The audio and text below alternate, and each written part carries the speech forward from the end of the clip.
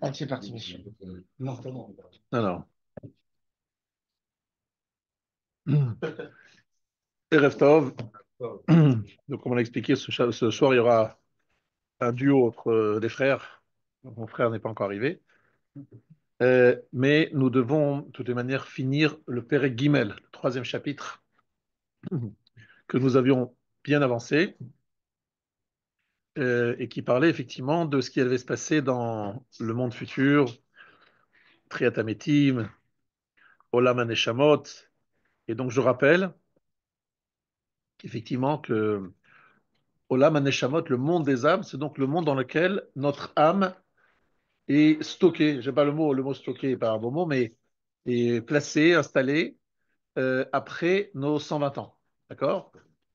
Elle est dans un lieu où il n'y a que des Neshamot. Que des Neshamot. Mais comme des fois dans les Rishonim, vous trouverez le mot Olam Haba sur cette période, vous avez le sentiment que le Olam Haba, c'est la même chose.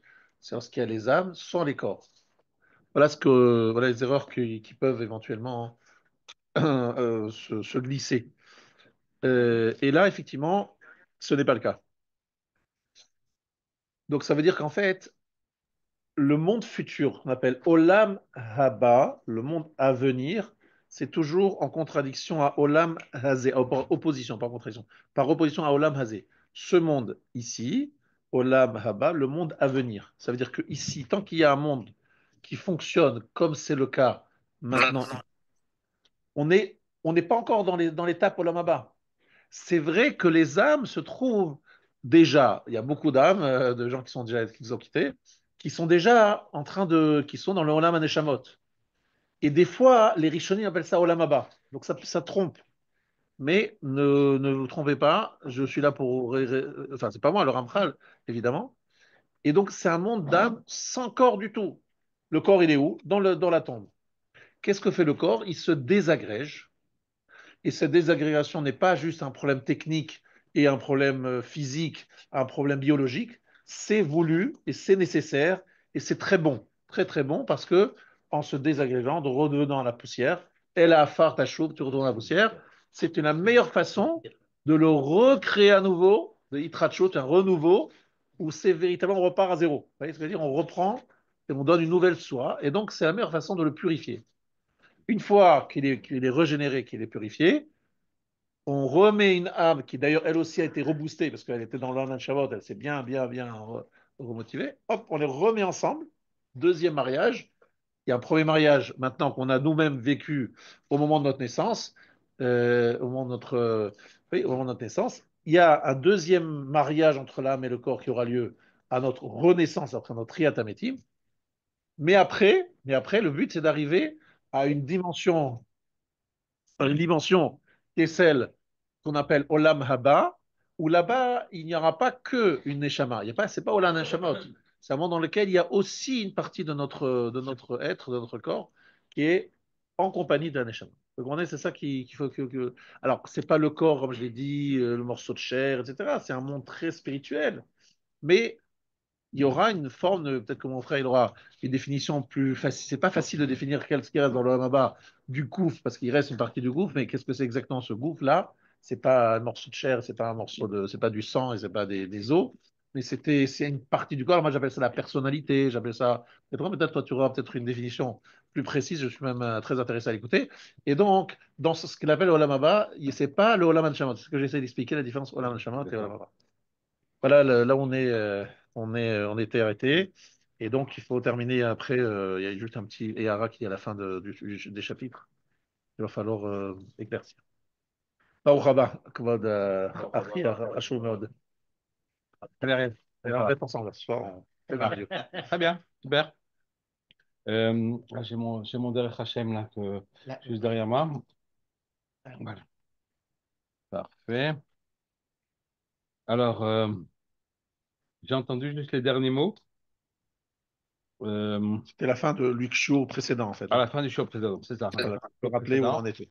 Très bien. Alors, en réalité, je vais essayer un petit peu d'aller dans ton sens, juste de donner un peu de plus de précision sur ce que c'est que le gouffre. Ah, Ouais, c'est effectivement extrêmement important de le définir. Alors, Birshut, Birshut Arabe. Regardez, euh, alors, évidemment, comme Arabe il a dit, il ne s'agit pas de l'enveloppe charnelle. L'enveloppe charnelle ne participe pas au monde à venir, parce que le monde à venir n'est pas un monde matériel, mais un monde spirituel. Donc l'enveloppe charnelle ne peut pas, n'est-ce pas, ne monte pas en haut, c'est clair. Euh, Pourtant, on voit souvent, n'est-ce pas, dans la pensée du Ramchal et dans la pensée des Mekoubalim de manière générale, que le gouffre, c'est-à-dire ce qui est appelé gouffre, c'est-à-dire le corps, participe lui aussi à la vie éternelle. Il participe à la vie éternelle. Pourquoi? Parce qu'en vertu du principe que Eden HaKadosh Baruch Hu mekapeach sachar kol biria. C'est-à-dire qu'Akadosh Baruch Hu va pas, on va dire, d'une certaine manière, refuser, n'est-ce pas, la récompense pour le gouffre, puisque le gouffre faisait partie de l'équation. Lui aussi, n'est-ce pas, doit pouvoir profiter de la vie éternelle. Alors évidemment, quand on parle de l'enveloppe charnelle, il ne s'agit pas de l'enveloppe charnelle, parce que l'enveloppe charnelle, en vérité, ce n'est qu'un exécutant. C'est comme si on disait, par exemple, quelqu'un a pris un marteau et puis après a planté avec un marteau, il a planté les clous, n'est-ce pas, de la mezouza sur la porte. Ben, il faut aussi récompenser le marteau. Lui aussi, il faut qu'il participe à la vie éternelle. C'est ridicule, n'est-ce pas? Donc, en vérité, qu'est-ce que c'est que le gouffre? Dans la Gemara, dans Sanhedrin, quand on parle, n'est-ce pas, du jugement dernier, de la fin du temps, de la fin des temps, ce qu'on appelle Yom Hadin Agadol, bon, je ne vais pas rentrer exactement dans tous les détails, mais il y a la fameuse parabole des deux gardiens du verger.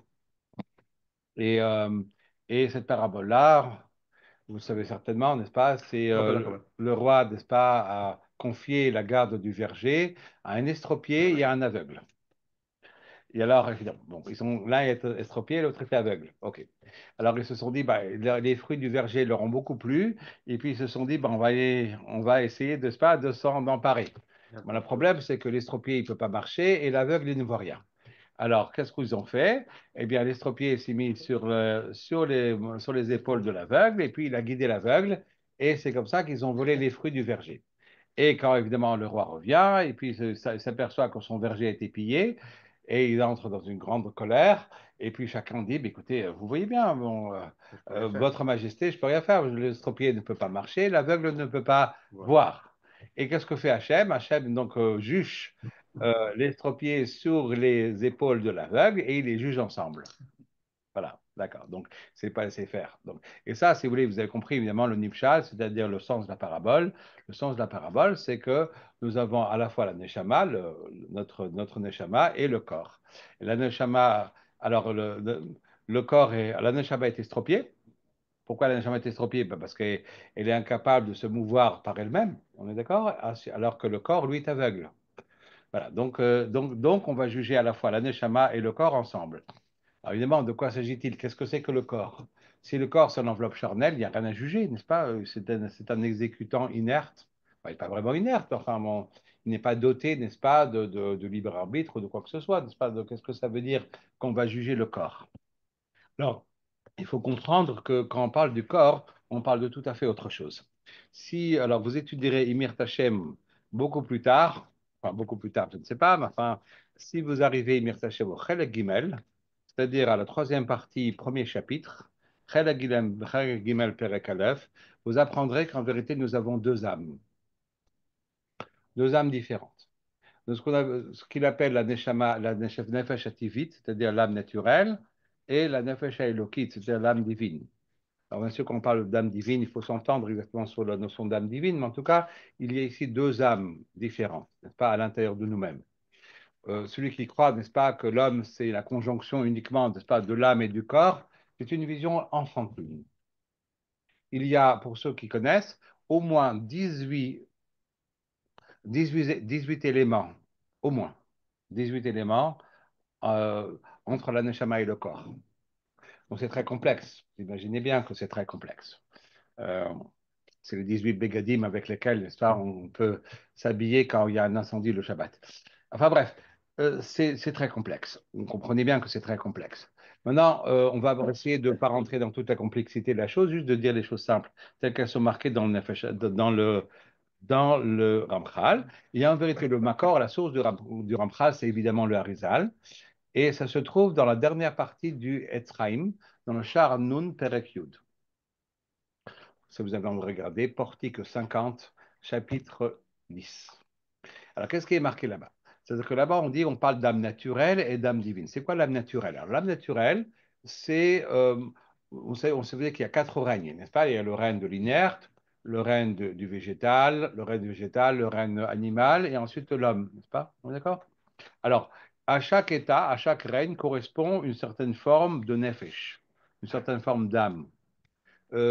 Connaissez, du public, n'est-ce pas, Platon et Aristote, n'est-ce pas, sur la définition de l'âme. Vous savez, pour Aristote, l'âme, c'est la forme du corps. Hein. Ce qui donne une forme, ce qui lui donne une direction, ce qui donne un sens, hein, au sens propre comme au sens figuré. C'est le cas de le dire, n'est-ce pas? Alors que pour Platon, l'âme est séparée, n'est-ce pas? Vient du monde des idées, n'est-ce pas? Est totalement séparée du corps. Elle n'est pas l'expression du corps, mais elle est totalement séparée du corps. En vérité, ces deux aspects, à la fois de Platon et d'Aristote, sont représentés dans le Hari.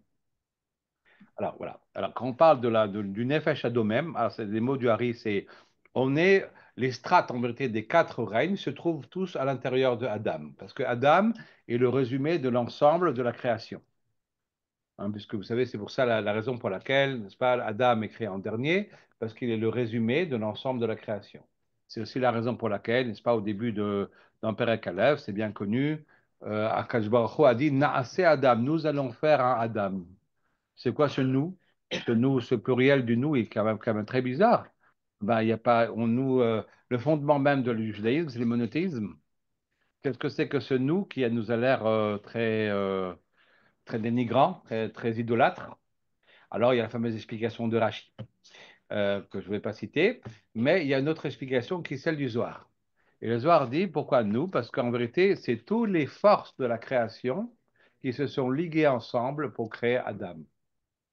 Donc, dans le Naaseh Adam, ce pluriel, en vérité, c'est que, en vérité, ça vient nous enseigner que tous les aspects, tous les aspects de la création se sont réunis ensemble pour créer Adam, qui est le résumé, n'est-ce pas, de l'ensemble de la création. Alors, ça, c'est une fameuse idée, n'est-ce pas, du microcosme, du macrocosme, du Adam, n'est-ce pas, qui est le résumé de l'ensemble de la création. Donc, en vérité, tout ça pour dire que tout ce qui est le règne de l'inerte, du végétal, de l'animal et du médaber se trouve en l'homme. Alors, qu'est-ce que c'est que le nefesh, c'est-à-dire la partie spirituelle en vérité du domem, c'est-à-dire de l'inerte? C'est ce qui maintient l'inerte ensemble. Oui. C'est-à-dire que l'inerte a une certaine forme, n'est-ce pas? Un caillou, n'est-ce pas? C'est peut-être fait de différentes poussières qui se sont agglomérées ensemble et qui restent et qui ont une qualité propre, une forme qui leur est propre et qui est solidement accrochée l'un à l'autre et qui leur donne une forme qui est une forme définitive. Ça, c'est ce volet, c'est au niveau le plus simple, n'est-ce pas, de ce qui relie les éléments ensemble. Atomique. Ça, voilà, au niveau atomique, on va dire, exactement. Ensuite, après, mais ça, c'est le nefesh le plus bas, on va Plus dire basique. basique plutôt, hein, plutôt basique. Basique. Voilà. Ensuite, après, on a le nefesh hatzomeach. Le nefesh hatzomeach, c'est ce qui assure au végétal une certaine degré de vie, n'est-ce pas? Puisque une plante, elle vit, elle meurt, elle se développe, elle se reproduit, n'est-ce pas? Elle éprouve même des sentiments. Oui, il y a des sortes il y a toutes sortes de, je sais pas, d'enquêtes, de trucs plus ou moins farfelus. Moi, je crois que c'est les Japonais qui disent que, d'études, n'est-ce pas, qui disent que les plantes se détendent, elles se rétractent quand vient quelqu'un qui les a agressées, alors elles se rétractent. Et quand quelqu'un est gentil avec elles, elles se détendent. Bon, est-ce que c'est vrai ou pas? J'en sais rien, mais c'est amusant. Il y a des études scientifiques là-dessus, je sais. Êtes très sérieuses? D'accord, donc, je vous crois sur parole. D'accord, je vous crois sur parole. Moi, je ne suis pas scientifique, donc je n'oserais pas exprimer un avis, n'est-ce pas, sur la question. Mais en tout cas, donc, si vous le dites, donc, elles éprouvent des sentiments, on veut dire encore basiques, qui sont donc le fait de l'âme végétale. Ensuite, après, au-delà de l'âme végétale, il y a l'âme animale, et qui, elle, est dotée déjà d'intelligence, hein, d'intelligence, de mémoire. On parle de la mémoire une mémoire d'éléphant. de compassion, bien sûr, d'instinct grégaire, c'est-à-dire la notion de famille, n'est-ce pas? On sait que chez les chimpanzés, n'est-ce pas, il y a la notion de famille très importante, le mâle dominant, n'est-ce pas? Il y a des choses très claires, n'est-ce pas? Chacun a exactement sa place, n'est-ce pas, dans la famille. Voilà. Et on parle de mémoire et d'une certaine intelligence pratique aussi, n'est-ce pas? OK, parce qu'on sait bien, le faucon est capable d'utiliser un outil, n'est-ce pas, pour casser un œuf. Oui, je veux dire, c'est des choses donc qu'ils ont comme déjà, on va dire, une certaine intelligence. Ensuite, après, au-delà de cela, il y a le Nefesh Hamedaber, n'est-ce pas, c'est-à-dire l'âme donc l'âme naturelle humaine, qui est donc beaucoup plus développée. Donc, et chez elle se trouvent en vérité toutes les facultés que nous connaissons chez nous, c'est-à-dire à la fois le cognitif, c'est-à-dire sous tous ces aspects, l'intelligence pratique, l'intelligence abstraite, la mémoire, l'imagination, vous voyez, tout ce qui est cognitif, l'émotionnel, c'est-à-dire toutes les émotions, n'est-ce pas, et aussi les pulsions. Pourquoi je parle de cognitif, émotion, pulsion? Parce que c'est en français melech, moar, lev, kavet. Pas moar, c'est le cerveau, le cognitif. Lev, c'est le centre des émotions. Kaved, c'est le centre des pulsions. D'accord? Et tout ça, c'est le fait de l'âme naturelle. Ça n'a rien à voir, absolument rien à voir avec la nefesh elokit, avec l'âme divine. Ce sont deux. Donc en vérité, on peut être un très très grand philosophe, on va dire un très grand scientifique, n'est-ce pas, uniquement avec l'âme humaine. Et c'est ce que nous appelons nous gouffres. Voilà. Ok. Maintenant, qu'est-ce que c'est que le nefesh elokit? Alors tout le monde sait, n'est-ce pas, que ça se divise. Vous, les Sfardim, vous avez des habitudes très intéressantes. Vous parlez de Naran, de Naran Chai, non? Nefesh Ruach Neshama. Ouais, Nefesh, Ruach, Neshama, Chaya, Yechida. Vous voyez ça dans vos marzorim, non? Les Oui. Ashkenazim, beaucoup de pudeur là tout autour de ces notions, n'est-ce pas? Très pudique, très pudiquement caché. Mais je pense qu'on est les marzorim séfarades, c'est quand même beaucoup plus, on va dire, ouvert, ce genre de choses. Non, vous Oui, voyez de quoi oui, je parle? oui, Ouais, oui, d'accord. certainement. Et alors, Naran Chai, en vérité, à quoi sert Naran Chai? Qu'est-ce que c'est que la Naran Chai? Naran Chai, avant de passer à Naran Chai, encore un petit mot. Ceux qui ont étudié un peu Tracidut, n'est-ce pas, savent qu'on parle de la Nefesh HaBehamit. C'est pas seulement dans la Chassidut, hein. C'est aussi dans le monde d'Itvak. Même le Gabon parle de la Nefesh HaBehamit, n'est-ce pas? Et la Nefesh HaBehamit, c'est-à-dire l'âme bestiale, si on peut s'exprimer ainsi. Mais quand on veut parler de l'âme bestiale, on veut pas parler uniquement des instincts primaires, bestiaux, n'est-ce pas? Mais on veut parler de l'âme naturelle. Hein, donc, ce que je viens de décrire. Donc, quand je parle de Naranchai, Nefesh, le Nefesh, n'est-ce pas, du Naranchai, n'a rien à voir avec le Nefesh Abémit. C'est une erreur commune, mais qui met une erreur. Qu'est-ce que c'est que le Nefesh? Le Hari va le définir. Alors, ça, c'est déjà plus dans le Ramchal, mais c'est défini par le Hari. Que Nefesh, en vérité, de manière sans rentrer avant de parler de Nefesh, on peut plus précisément d'abord définir de manière générale. À quoi sert Naranchai? Naranchai, c'est l'outil qui nous permet de communiquer avec Dieu. C'est-à-dire que quand nous sommes uniquement dans un effet chativit, c'est-à-dire dans une âme naturelle, nous pouvons fonctionner extrêmement bien à l'intérieur de notre monde à nous. C'est-à-dire nous pouvons comprendre notre monde, le saisir dans toute sa complexité, dans toute sa richesse, n'est-ce pas? Mais nous sommes en vérité bloqués à l'intérieur des quatre murs, n'est-ce pas, de notre monde à nous. Nous pouvons aussi penser à la notion même de Dieu, n'est-ce pas? Nous pouvons le penser, mais ça reste encore circonscrit, n'est-ce pas, à notre monde à nous. Pour les Grecs, le Dieu existait en tant que cause première, en tant que premier moteur, donc le Dieu était à l'intérieur de notre monde. Oui, c'était une notion, c'est-à-dire que forcément notre monde à nous fonctionne, n'est-ce pas, avec une force qui est une force suprême, mais on est encore à l'intérieur des frontières de notre monde. En vérité, Naranchai nous permet d'aller au-delà des frontières de notre monde et nous permet de communiquer avec l'au-delà, avec ce qui est au-delà, n'est-ce pas, des frontières de notre monde, c'est-à-dire avec Hachem, qui est au-delà du système. Et si vous voulez, Naranchai, c'est 5 madrigotes, 5 degrés de communication avec HaKadosh Baruch. Vous avez envie que je vous en parle une fois ou... Ouais, je m'écarte du sujet. Oui ou non? Ouais, les bases? Très bien. Alors allez-y, on y va. Alors, qu'est-ce que c'est? Alors, vous savez que quand on le regarde, par exemple, ce qui est marqué, alors ça, je vais l'expliquer. Naran, c'est-à-dire Nefesh, Ruach, Neshama, c'est ce que nous appelons Maaseh, Dibur, Marshava. C'est-à-dire que Maaseh, l'acte, c'est lié, c'est parallèle au Nefesh. les actes de mitzvot, hein, je parle là, le dibour, c'est-à-dire les paroles, n'est-ce pas, on parle de paroles de Torah, par exemple, n'est-ce pas, ou des paroles qui sont liées à la Torah, sont le fait du ruach, et la marshava, la pensée, est liée à la neshama. Alors, évidemment, il faut comprendre ce que ça veut dire. Alors, je voudrais prendre la parabole suivante. Vous aimez votre femme, certainement, n'est-ce pas? Vous avez envie de lui faire plaisir, n'est-ce pas? Certainement. Alors, voilà. Donc, vous allez lui offrir un cadeau. D'accord? Donc, vous lui offrez un cadeau, n'est-ce pas? Vous lui offrez des fleurs. OK? Alors, vous avez fait un acte d'amour, n'est-ce pas? Un acte, n'est-ce pas, qui signifie l'amour. Mais c'est carré. Je veux dire, il n'y a pas de con. C'est carré comme un acte. Oui, je veux dire, on ne va pas plus loin que l'acte. D'accord? Il n'y a rien d'expliqué, il n'y a rien de défini, il n'y a pas de. Oui, c'est pas complexe. D'accord? C'est juste un acte avec lequel vous signifiez que vous aimez votre femme. Oui? Et elle le reçoit comme tel. Vous comprenez? C'est-à-dire que quand je suis au niveau du nefesh, je suis capable d'une communication avec Hachem qui est de type maasé, qui est de type acte. C'est-à-dire qu'il y a une communication quand même assez basique, carrée, sans trop de nuances. Par exemple, je voudrais le haridi, le nefesh du naramchai, c'est celui qui nous pousse à faire des actes de mitzvot.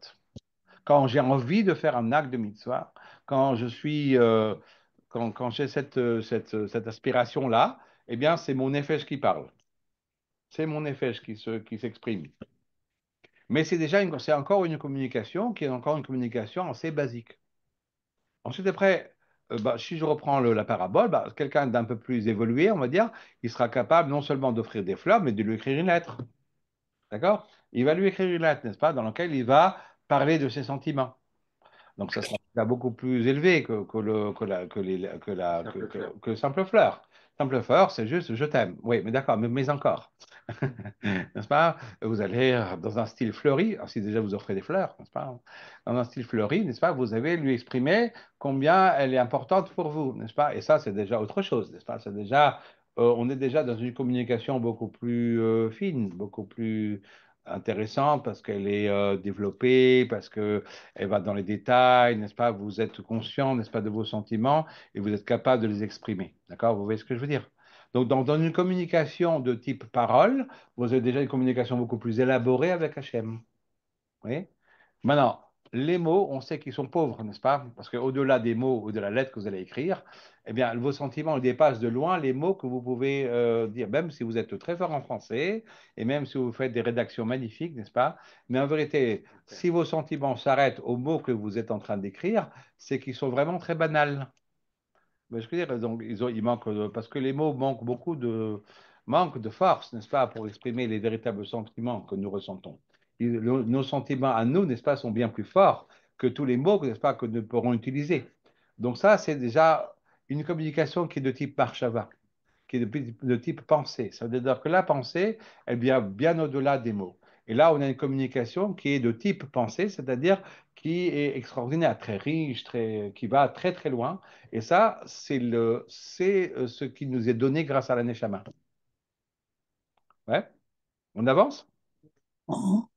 OK, d'accord. J'ai même reçu le OK, n'est-ce pas, de notre cher interlocuteur inconnu. Eh bien voilà. Alors après, on continue sur Chaya et Yechida. Qu'est-ce que c'est que Chaya? Alors ça, c'est un niveau de Neshama encore beaucoup plus élevé, parce que jusqu'à Daran, je suis encore moi-même avec Dieu, n'est-ce pas? Dans une communication moi-même et uniquement moi-même avec Dieu. Et c'est des trois niveaux de communication, n'est-ce pas, que j'ai avec Hachem. Dans Chaya, alors je vais prendre le machal suivant. Vous savez qu'en vérité, tous les Bnei Israël sont liés les uns aux autres, n'est-ce pas? On est d'accord? Forcément, puisque la première Neshama, c'est la Neshama d'Adam Arishon, qui elle était la Neshama générale de l'ensemble du peuple juif, et s'est divisée ensuite en trois, les trois patriarches, ensuite en 12, les 12 Shvatim, en 70, les 70 personnes qui sont descendues en Égypte, puis ensuite en 600 000, n'est-ce pas, qui sont autant de fractionnements de la Neshama initiale, celle d'Adam Arishon. Alors, dans la notion de Chaya, disons, je suis une Neshama parmi d'autres, mais quel est mon positionnement par rapport aux autres? Alors imaginez-vous un arbre avec un tronc commun, n'est-ce pas? Mais avec des multiples ramifications, n'est-ce pas? Avec des branches, n'est-ce pas, qui partent dans tous les sens, des sous-branches, des petites, encore des toutes petites branches, n'est-ce pas? Et en vérité, Chaya, c'est la conscience de l'endroit exact où je me trouve dans la ramification. Et c'est-à-dire, et quand j'ai la conscience, n'est-ce pas, parce que jusqu'à Chaya, je n'étais pas encore conscient de là où je me trouvais. Je me connaissais que moi-même, n'est-ce pas? Je n'étais conscient que de ma propre relation avec Hachem, sans comprendre, n'est-ce pas, que cette relation-là s'inscrit dans un mouvement plus général. Alors, dans Chaya, je suis capable de déterminer où je suis, de me positionner par rapport aux autres. C'est-à-dire de savoir exactement où je me trouve, n'est-ce pas, dans ce foisonnement, n'est-ce pas, de ramifications, n'est-ce pas? Et, et à ce moment-là, effectivement, je suis capable de devenir par rapport aux autres. Ça veut dire quoi en quoi c'est important de se définir par rapport aux autres? Parce que vous comprenez bien qu'on est tous issus de quelque part, n'est-ce pas? C'est vrai que je suis unique, n'est-ce pas? Bien sûr.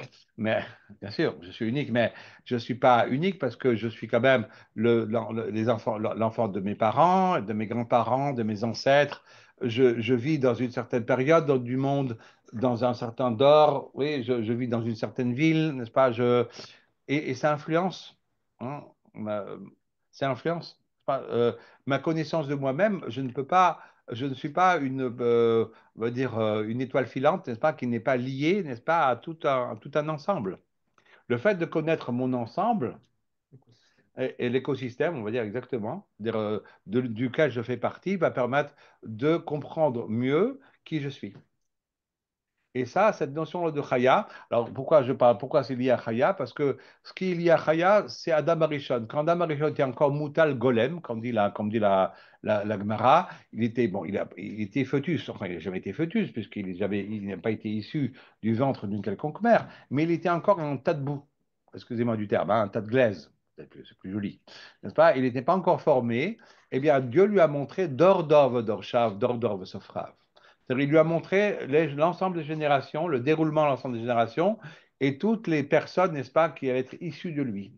Et ça, c'est marqué dans Zohar que c'est lié à Chaya. C'est-à-dire que Chaya, c'est la conscience, n'est-ce pas, c'est la préscience, n'est-ce pas, de l'écosystème, de la place dans laquelle je me trouve et combien ça influence aussi ce que je suis.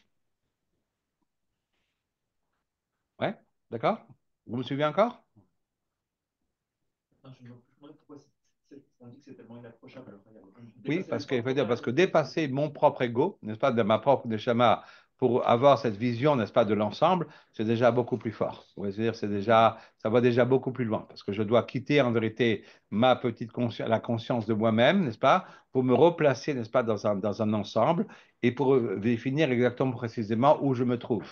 Vous comprenez, où est ma place. Oui, et ça, c'est pas du tout évident, parce que là, il faut avoir que j'ai la conscience aussi du reste. Donc, vous voyez, Chaya, c'est déjà une vision beaucoup plus générale, beaucoup plus synthétique de l'ensemble.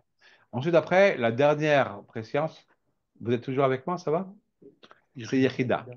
Et Yechida, c'est le tronc commun. En vérité, puisque toutes les branches viennent de ce tronc commun, n'est-ce pas? Donc, où est ma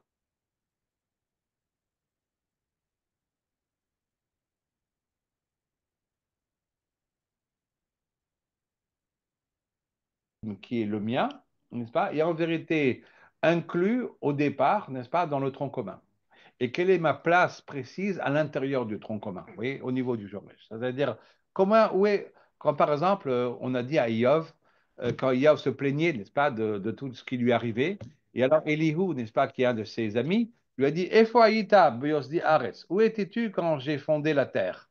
Et là-dessus, le Midrash dit, Efo Aïta Taloui Be'efato Shel Adam Rishon. C'est-à-dire, où étais-tu placé dans la Neshama d'Adam Arishon? Comme si la Neshama d'Adam Arishon était comme un homme, on veut dire un corps humain, et dans quel endroit tu te places à l'intérieur de la Neshama d'Adam Arishon? Or, la Neshama d'Adam Arishon, c'est le point de départ de l'ensemble des Neshamot. Où tu te trouves à l'intérieur de ce point de départ? Où est ta propre spécificité dans le Shoresh, au niveau de la racine même des Neshamot? Et là, effectivement, à ce moment-là, je saisis toute la complexité de ma propre personne. L'ensemble, oui, je suis arrivé au bout de cette complexité-là, parce que non seulement que je suis capable de saisir, n'est-ce pas, ma spécificité par rapport aux autres spécificités, mais je suis capable d'aller au point de départ, n'est-ce pas, dans le tronc commun, dans le shoresh premier, et de savoir exactement où est ma place dans ce shoresh-là, dès le départ, avant encore que pousse mon particularisme, voilà, que s'exerce ma particularité, je me vois donc à l'intérieur du tronc commun. Wow. Ça va? Vous me suivez? Ouais. Mais bon, c'est un peu loin de nous, cette partie Yechida. Bon, c'est normal, parce que c'est la partie la Oui, plus c'est la élevée. partie la plus élevée, C'est un n'est-ce peu pas? difficile pour. Je pense pas que c'est facile à comprendre pour le commun des mortels, mais ça veut dire, en fait, c'est effectivement la conscience du chorège de toute ma raison d'être sur Terre, qu'Akadosh Baruch Hu, il m'a mis, et chacun d'entre nous, il a une mission bien particulière. Donc, lorsque tu es Chaya, tu comprends ta mission à travers le clan Israël, pas ta mission personnelle, mais ta raison au sein du clan Israël. Donc, ça, c'est assez facile à comprendre. La partie Yechida, c'est déjà au niveau de la fondation, c'est-à-dire au niveau Bichla, de Shoresh Du Kol départ, Advarim. du point de départ, Ça, exactement. c'est- Combien c'est ma neshama à moi, elle ouais, sert, on va dire, elle est une émanation du point de départ c'est ça. et elle sert, n'est-ce pas, ce shoresh. Elle est au service, n'est-ce pas, de ce shoresh, de cette racine, C'est très, de très ce point de loin. départ. Donc ça, c'est très haut. Dans les Oshanot, les Ashkenazim, ils disent Yechida liyachada. Et là, et même vous d'ailleurs, vous dites aussi V'yached levavenu la'ava ou li'yirat Tout à fait. shemecha. Et quand on dit V'yached levavenu la'ava ou li'yirat shemecha, c'est une allusion à la yechida. Alors évidemment, ça c'est des madrigotes très très élevées. Vous comprenez, d'être capable de comprendre, d'aller jusqu'au choré, jusqu'au point de départ de la création du monde, et de me dire que là où je me trouve, où est-ce que je me trouve exactement dans le point de départ, au début, n'est-ce pas, du Ratson, au début où la volonté de Dieu s'exprime, là, déjà effectivement très très élevé. C'est peut-être effectivement la partie la plus élevée, la plus, bon, qui est très très loin de nous, hein, on est d'accord. Alors tout ça pour vous expliquer que Naran Chai, c'est ce qu'on appelle la Neshama Elokit. On verrait c'est autant de moyens, d'outils de communication avec Dieu, n'est-ce pas? Alors que la Nefesh Hativit, n'est-ce pas, c'est ce que nous appelons gouffre, en vérité. Donc le gouffre, quand on parle du gouffre, qu'on va juger le gouffre, n'est-ce pas? Alors, juste que qu'on se comprenne bien. En vérité, la Neshama Hativit, elle est comme un prisme, n'est-ce pas? C'est comme un habit qui entoure la Neshama Elokit. C'est-à-dire que nous n'arrivons à saisir notre Neshama Elokit qu'à travers notre Sechel, qu'à travers nos émotions. Vous comprenez? Puisque le cognitif, les émotions et les pulsions c'est la partie, de ma conscience, de ce que je comprends, de ce que je saisis, n'est-ce pas? Voilà. Et à travers ça, je peux peut-être saisir, un tant soit peu, ma neshama. C'est l'outil qui me permet peut-être de saisir la neshama qui se trouve au-delà. Je vous donne un exemple, juste pour que vous compreniez ce que je veux dire. On parle beaucoup de l'aïmouna, n'est-ce pas? Qu'est-ce que c'est que l'aïmouna? Alors, il y a les preuves de l'existence de Dieu. Ouvrez Wikipédia, vous verrez qu'il y a différentes preuves de l'existence de Dieu. Voltaire, qui était un sonné Israël terrible, un antisémite, mais alors de première classe, disait il n'y a pas d'horloge sans horloger. C'est très connu, n'est-ce pas? Ou quelqu'un d'autre a dit bah, la perfection n'est pas de ce monde, on est d'accord. Sauf peut-être vous, mais enfin, je ne sais pas, mais la perfection n'est pas de ce monde. D'accord. Donc, d'où vient l'idée de la perfection? Puisqu'elle n'existe pas dans le monde. Donc forcément, si nous avons l'idée de la perfection, c'est ça ce qui prouve en vérité l'existence de Dieu. Bon, ok. Alors, on peut réfléchir à tout ça. Voilà, c'est intéressant. Alors, c'est quoi notre émouna à nous? Est-ce que notre émouna à nous, c'est la émouna de Voltaire? Alors oui, quand on a un effet chétivite, c'est-à-dire quand on fonctionne avec son intelligence, avec son cognitif, son émotionnel et ses pulsions, avec moi, Khaled Kovet, effectivement, notre émouna à nous, elle est ressemblante peut-être à celle de Voltaire. Mais Chad Shalom, qu'on s'arrête à une émouna pareille. Ça, en yiddish, on dirait, c'est une goïche émouna. C'est une émouna de goïm. La émouna du juif, elle est bien plus profonde que celle-là. Notre émouna à nous, elle doit être le fait de la neshama à Elokit. Et la neshama à Elokit, elle sait qu'Akadosh Baruch Hu, il est là. Elle n'a pas besoin de preuves. Elle le sait, elle le sent, elle le vit. C'est comme sur cette table, on n'a pas besoin de me prouver que cette table, elle existe. Parce que je sais qu'elle existe. Personne ne va me dire le contraire. Personne ne va me dire que c'est une vue de l'esprit et qu'elle n'existe pas. En vérité, quelqu'un qui est proche de sa neshama, quelqu'un qui ressent sa neshama, il sait qu'Akadosh Baruch Hu, il existe. Il n'a pas besoin de preuves. Et en vérité, c'est ça la vraie état. On appelle ça une émouna concrète. Vous voyez, une émouna qui dit je sais que ça existe. Parce que Maneshama, elle le sait. Elle n'a pas besoin de preuves. Quand on est dans la preuve, on est dans le cognitif, on est dans la nefesh hativit. On est encore dans une émouna qui est encore, on va dire, qui est bien. Je ne dis pas qu'elle je dis pas qu'elle est mal. Je dis qu'on est au point de départ, on est encore au début. On est au début. Le fait de ressentir sa proximité avec Hachem, est-ce qu'on peut pas aussi se dire, c'est ma preuve? Parce que voilà, c'est Oui, une preuve continue. Donc, dans ce oui, cas-là, oui. Alors, il effectivement, faut mais pas appeler ça preuve. maintenant, attention, il faut faire attention aux ressentis. Est-ce que mes ressentis sont exacts? Est-ce qu'ils sont justes? Est-ce qu'ils sont. Oui, mais disons, Ils sont arriver. subjectifs, Et des c'est fois. pas, ouais, c'est parfois, ils sont parfois. C'est sur des illusions que je me fais ou On se rassure, des fois, on dit, se rassure. des fois, on a un Voilà, peu de chance dans quelque voilà, chose, la on dit, religion, c'est voilà, l'opium des peuples, n'est-ce pas? On a eu besoin, on a inventé une religion parce qu'on se sentait un peu fragilisé dans le monde, n'est-ce pas? Donc, les psychologues disent, on s'est inventé la religion simplement pour se rassurer, pour se sentir bien dans le monde, tout ça. Mais ça, donc, on est dans l'émotionnel. On est dans le cognitif ou l'émotionnel. On est encore dans le négativité. Ouais, alors, c'est pas évident hein, de ressentir, n'est-ce pas? Bichal, c'est très difficile, n'est-ce pas, de ressentir notre neshama telle qu'elle est vraiment pas simple, n'est-ce pas, de ressentir la neshama, puisqu'on est toujours, on dirait, comme elle est entourée par la nefesh hativit, et que la nefesh hativit, c'est ce que nous connaissons de nous-mêmes en vérité. Je crois que vous comprenez? C'est-à-dire d'aller au-delà de ce prisme, de ce filet, n'est-ce pas, et d'aller à l'intérieur, oui, et de se connecter, n'est-ce pas, à notre neshama elokit, c'est pas quelque chose de simple, hein, c'est un vrai travail, c'est pas si simple. Voilà. Mais c'est là-bas qu'on doit arriver en vérité, n'est-ce pas? On doit dépasser ça. Alors, quand je dis que le gouffre, n'est-ce pas, monte au ciel et que lui aussi, n'est-ce pas, il participe au lamaba, n'est-ce pas? Parce que on ne peut ignorer, n'est-ce pas, l'effort qu'a fait le gouffre, n'est-ce pas, pour repartir, pour faire des mitzvot, pour agir, pour faire des choses bien, et donc on ne peut pas l'abandonner comme ça, comme une lettre morte, n'est-ce pas? Et lui aussi doit participer à la récompense. On ne parle pas de l'enveloppe charnelle. On parle du Nefesh Hativit. C'est de ça qu'on parle. Ou le Nefesh Abahamit, comme vous voudrez. D'accord? J'aime pas trop le Nefesh Abahamit parce que le Nefesh Abahamit, je le trouve réducteur. Parce qu'on parle de l'âme bestiale. Or, on parle d'une âme humaine aussi, n'est-ce pas? D'une âme qui est capable de réflexion, d'abstraction, d'intelligence, de mémoire, d'imagination. D'accord? Donc, mais ça reste Bahami dans le sens où c'est TV, dans le sens où c'est encore, on veut dire, une âme qui est circonscrite, n'est-ce pas, aux frontières de notre propre monde. Et ça, effectivement, on cède un outil qu'on utilise, n'est-ce pas, dans notre avodat Hashem.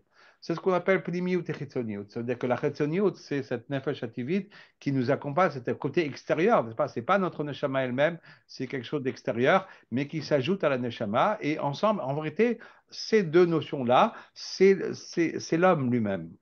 Alors, encore une fois, il y a encore d'autres choses hein. Je n'ai pas tout dit, hein, parce qu'il y a encore énormément de choses à dire, n'est-ce pas? Mais c'est déjà, on va dire, une première base que vous verrez, Imir Hashem, dans dans le Derech Hashem, Chelek Gimel Perek Aleph.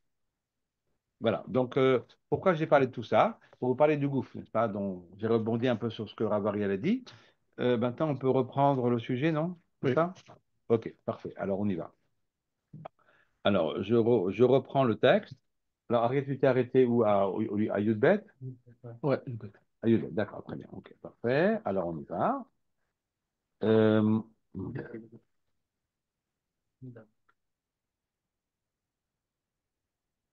Oulam. on y va. Alors, on va lire le texte. Ok. Doucement, vous êtes à la page? Ouais, c'est bon? Ouais, c'est bon. C'est parfait. Très bien.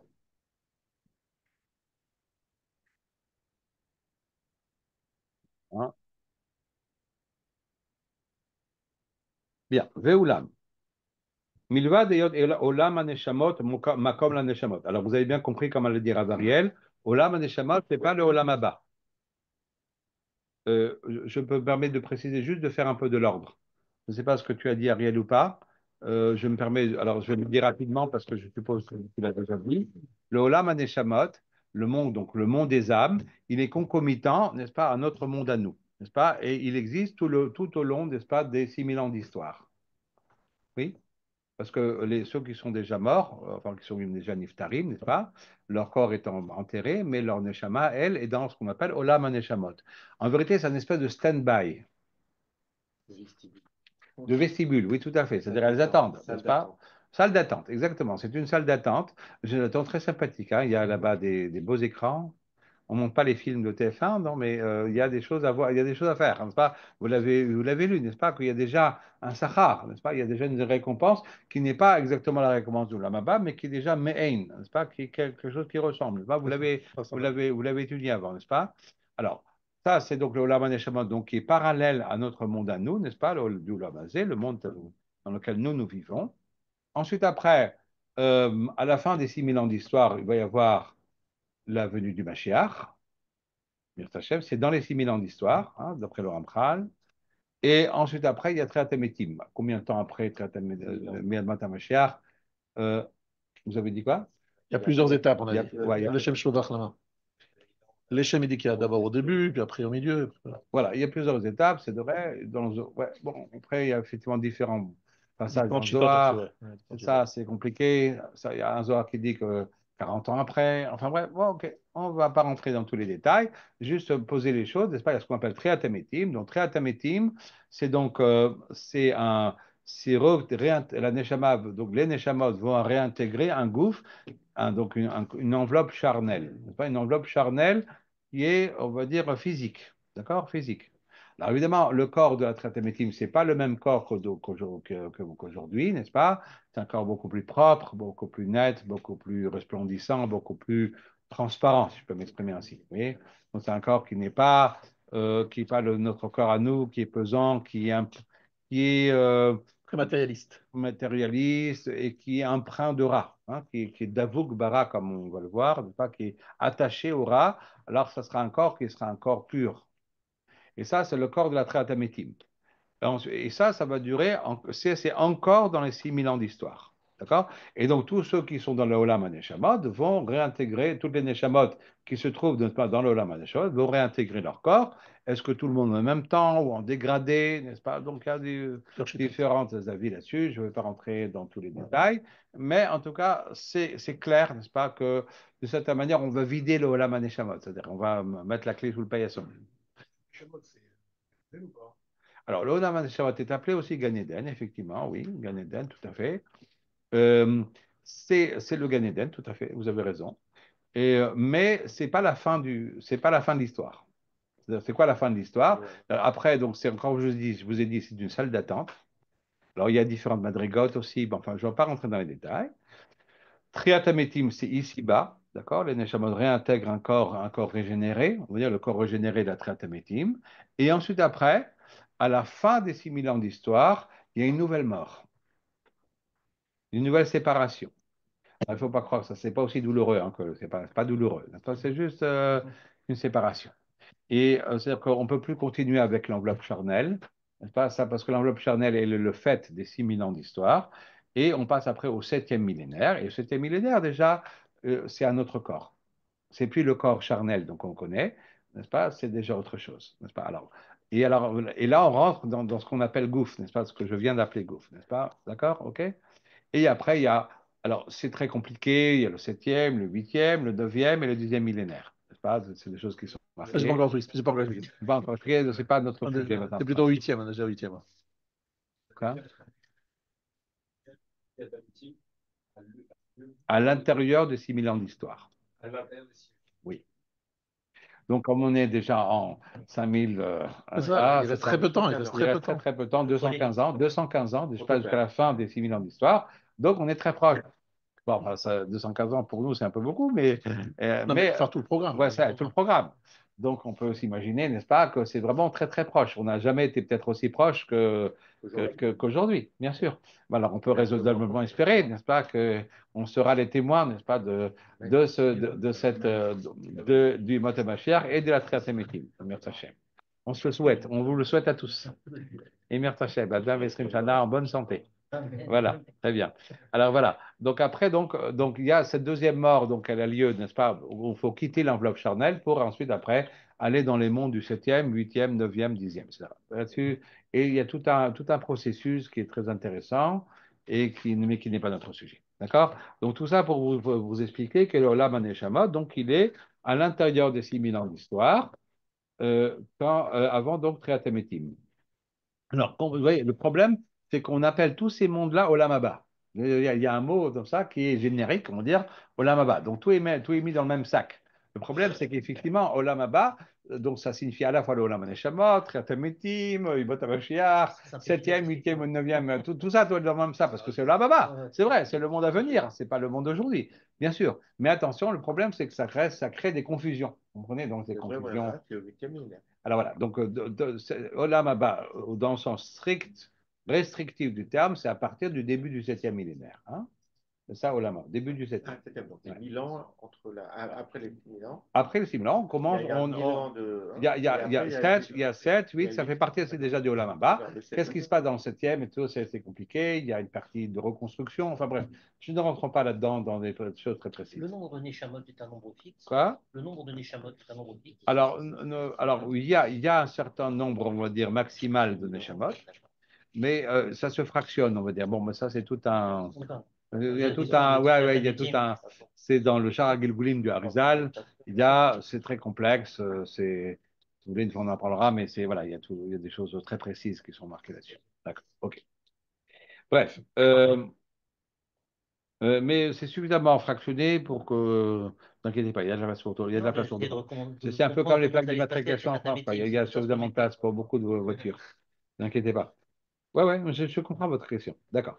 Très bien. Alors voilà, donc c'était juste pour camper encore une fois, n'est-ce pas, les grands principes. V'olam ilva deote olam haneshamot makom la neshamot. Donc, à part le fait que le olam haneshamot, le monde des neshamot, est donc l'endroit des neshamot, la shevet bo, dans laquelle elles sont installées, kolzban et yotam metzapot la gouf, le temps nécessaire qu'elles attendent, là, le temps qu'elles attendent le gouffre, puisqu'elles attendent le gouffre qui se régénère au moment de la Triatamétim. Donc, en vérité, c'est ce que j'ai dit, c'est une salle d'attente, n'est-ce pas, pour la Neshama, une salle d'attente. Elles attendent, n'est-ce pas, de pouvoir réintégrer le gouffre. C'est pas seulement ça. C'est pas que ça. Vine od toelet gdola nimtzet bo la neshamot atzman v'acharian la gouffre. Il y a une toilette et une utilité de ce olam neshama, au-delà du fait que c'est une salle d'attente. Il y a une utilité à la fois pour la neshama, pour les neshamot elles-mêmes, et aussi pour le gouffre. Par conséquence, le mâche est istarech achakar bisbanatria. Et cette utilité-là, elle est pour le moment de la triatamétime, pour le monde de la triatamétime. Alors, de quelle utilité s'agit-il? En quoi c'est utile? Donc, on apprend de là que le séjour, n'est-ce pas, des Neshamot dans le Olam HaNeshamot, c'est pas seulement pour utilité d'être une salle d'attente pour les Neshamot, mais ça a une utilité pour la Triatamétim, à la fois pour la Neshama et pour le gouffre. Quelle est cette utilité-là? Alors, vas-y.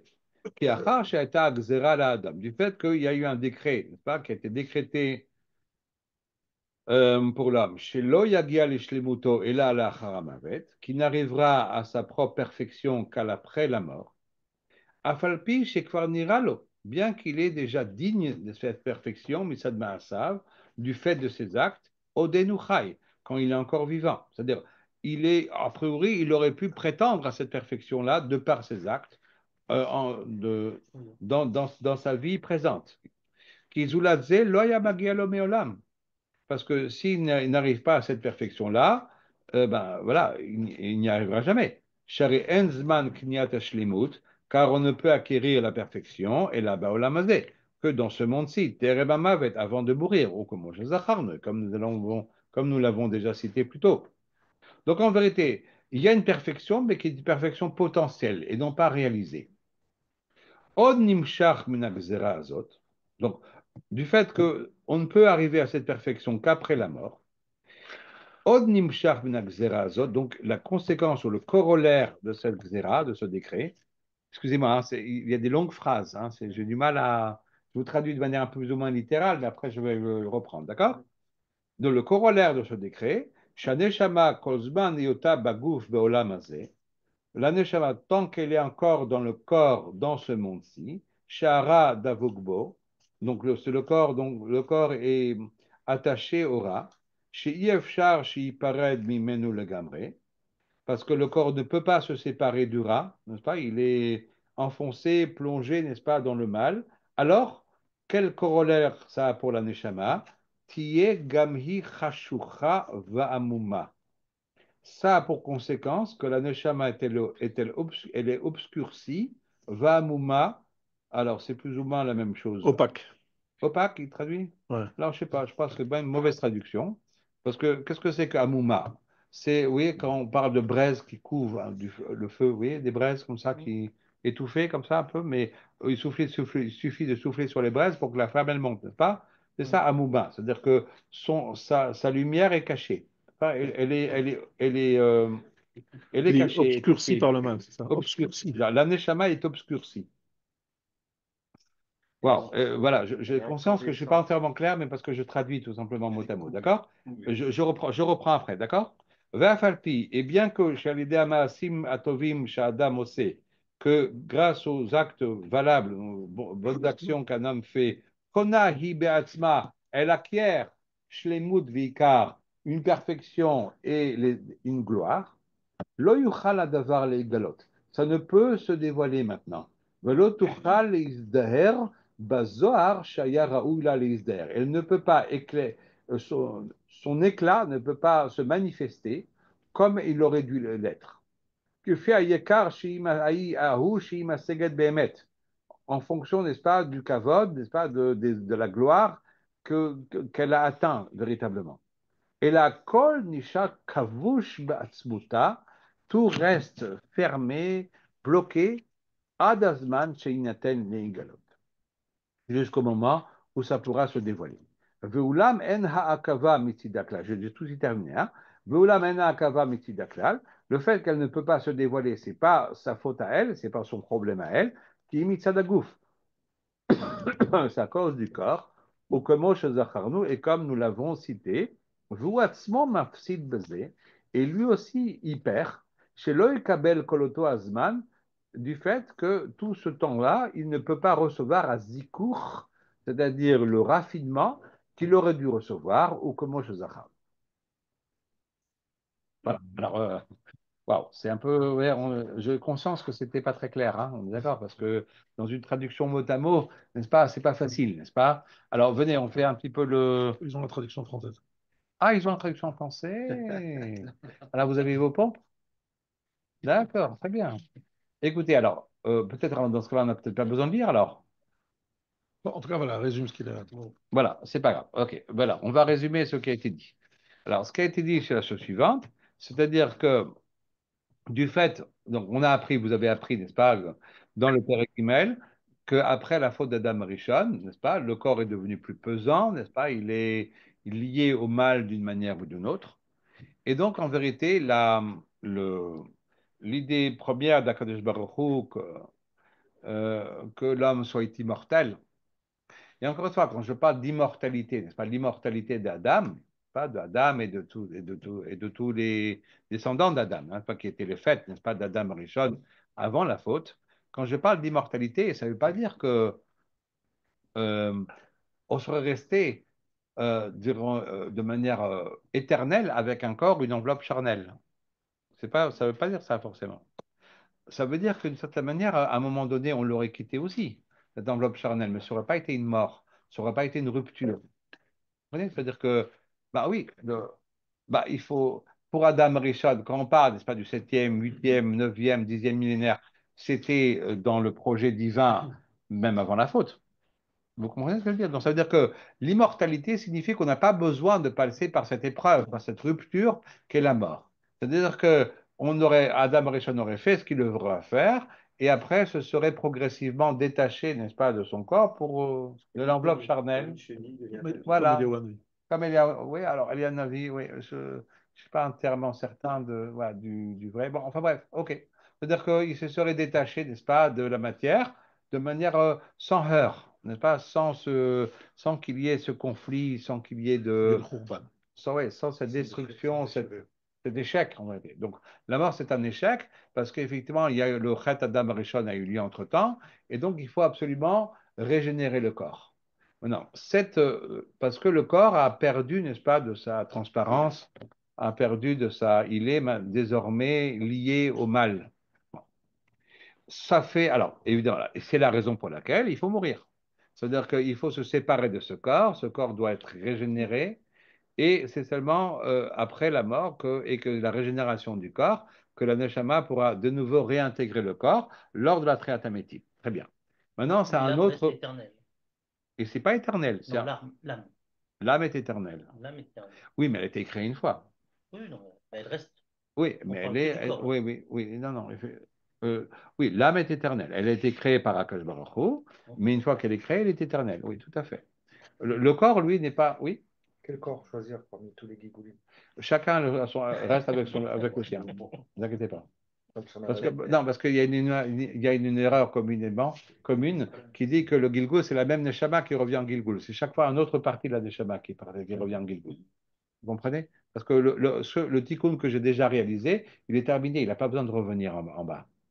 C'est que la partie, n'est-ce pas, qui n'a pas été raffinée et qui n'est pas metukenet, n'est-ce pas, qui n'est pas corrigée, qui elle revient. Donc, ça se fractionne. Donc en vérité, ça n'a rien à voir l'un avec l'autre. Vous comprenez? C'est une erreur commune, mais c'est bien. Voilà, qui n'a pas été, voilà, exactement. Le reste. C'est le Voilà, reste de la à division. chaque fois, c'est la division. Ouais. C'est le reste de la division. La division, voilà, c'est ça. OK. Alors voilà, donc ça, c'est voilà, mais c'est bien d'avoir posé, c'est bien, ça aide tout le monde, je crois. Alors, oui, oui. Alors, le fait même que le corps, c'est bon? Ouais. Le fait même que le corps donc, doit mourir, donc à cette, n'est-ce pas, à cette vocation, n'est-ce pas, de mourir, il doit se régénérer. Il y a cette nécessité, effectivement, de se régénérer, ça a un autre corollaire. Et ce corollaire-là, c'est ce qui est cité ici dans le Ramchal, c'est que la Neshama, quand elle entre dans le corps, elle n'entre pas comme elle aurait dû rentrer s'il n'y avait pas eu le Ched Adam Arishon. C'est-à-dire qu'elle est recroquevillée sur elle-même. C'est-à-dire que la Neshama, quand elle entre pas, elle est fermée, elle est bloquée, elle, euh, elle ne s'exprime, elle ne se déploie pas comme elle aurait dû se déployer s'il n'y avait pas eu la faute d'Adam Rishon. D'une certaine manière, elle n'est pas déployée. Elle est renfermée sur elle-même, recroquevillée sur elle-même. Alors, ce n'est pas encore défini, bien sûr. Je vais vous expliquer un peu plus clairement ce que ça signifie un peu plus loin. D'accord? Mais juste ce qui est dit ici. C'est-à-dire qu'en vérité, la Neshama donc, n'est pas elle-même. Et pourquoi elle n'est pas elle-même? Parce que si elle était elle-même, ben, elle ferait exploser le corps. C'est-à-dire que le corps ne pourrait pas supporter la lumière de la Neshama. Le corps qui est empreint, n'est-ce pas, de Ra. Et encore une fois, je ne parle pas de l'enveloppe charnelle. De toute façon, la Neshama n'a rien à voir avec l'enveloppe charnelle. Vous comprenez? C'est deux choses qui n'ont rien à voir l'un avec l'autre. Je parle encore une fois du Nefesh Hativit, n'est-ce pas? Vous comprenez? Notre Nefesh Hativit, il est tordu. Vous comprenez ce que je veux dire? Après le Chad Adam Rishon, on est tordu. Il y a une torsion, n'est-ce pas, qui est le fait on est naturellement, on est quand même un peu une voiture, n'est-ce pas, dont le volant, il tourne ou à droite ou à gauche. Si vous abandonnez le volant, elle part dans le décor, ou à droite ou à gauche. Vous voyez ce que je veux dire? C'est-à-dire, on n'a plus cette yashrout. Ve'elokim asa et adam yashar. Akadosh Baruch Hu a fait l'homme yashar, droit. Vehema bikshu, et eux ont cherché, chishvonot rabim, toutes sortes de calculs, n'est-ce pas? Et ça, c'est, d'après le Midrash, c'est Adam Arishon, n'est-ce pas? Qui a cherché de nombreux calculs et qui a perdu la yashrut, c'est-à-dire la droiture initiale. Je peux me permettre juste une toute petite parenthèse? Le Ramchal, dans le Meshat Esharim, il est Mechadesh, il a un grand chidouche. Il dit en vérité, la yashrut initiale n'a pas été totalement perdue. Elle existe encore à l'intérieur de nous. Mais à l'état très basique, on dirait à l'état de fondement, pas de fondation. Pas. On peut retrouver cette yashrut, on peut retrouver cette yashrut initiale.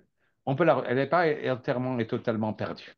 Parce que heureusement d'ailleurs qu'elle est là, parce que s'il n'y avait pas ce fond de yashrut, ce fond de droiture, on va dire qui n'existait pas en nous, alors on serait complètement foutu parce qu'on comprendrait tout de travers. On peut se reconnecter, n'est-ce pas, à un fond de Yashrut qui est toujours encore resté malgré la faute d'Adam Arishon. Mais c'est vrai que de manière générale, nous sommes tordus, n'est-ce pas? Et ça, on voit, c'est ce Nefesh Hativi qui va dans le mauvais sens. Donc, dans ce Nefesh Hativi, n'est-ce pas, qui est tordu, la Neshama ne peut pas apparaître dans le plein, dans la plein chatoiement, n'est-ce pas, de toutes ses forces, dans le plein rayonnement, n'est-ce pas, de toutes ses forces. Pourquoi? Parce que c'est antinomique. C'est antinomique. C'est pas possible. C'est-à-dire, alors, de deux choses l'une. Ou bien elle fait exploser le gouffre, ou bien le gouffre Il n'y a plus de prira parce que ça y est, les choses sont claires, nettes. J'ai plus de possibilité de choisir, n'est-ce pas? Euh, oui, le choix n'est plus possible. Pour maintenir le libre arbitre ou pour ne pas faire exploser, n'est-ce pas, tout le système, il faut que la neshama, quand elle entre dans le corps, qu'elle s'habille, qu'elle s'habille, n'est-ce pas, qu'elle se couvre et qu'elle couvre en vérité ses lumières. Elle ne peut pas apparaître dans le corps dans son plein déploiement. Voilà. Et c'est pour ça d'ailleurs qu'on a parlé qu'on a énormément de mal, n'est-ce pas, à identifier notre neshama à l'intérieur de nous-mêmes, qu'on ne connaît de nous-mêmes que le melech, que le moach lev kaved, c'est pas pour rien. C'est parce qu'effectivement, la neshama, elle se cache.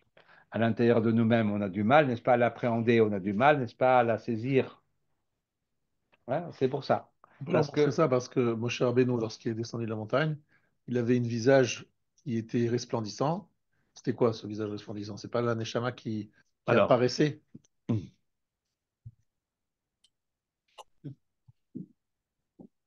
je ne sais pas. C'est intéressant à réfléchir. Il faudrait trouver des sources dans le Zohar pour ça. Elle était moins que Voucha. Elle s'est un peu libérée parce que Akadosh Baruch Hu lui a donné cette autorisation. Il est arrivé à un niveau très élevé. C'est comme ça que j'ai compris maintenant. Tu dis, c'est Ok, vrai que ok. c'est Ok. pas trop dans la réserve de ça, mais Ouais, non, c'est intéressant. Faut prouver. D'accord. Peut-être, je dis pas, c'est intéressant. Ouais.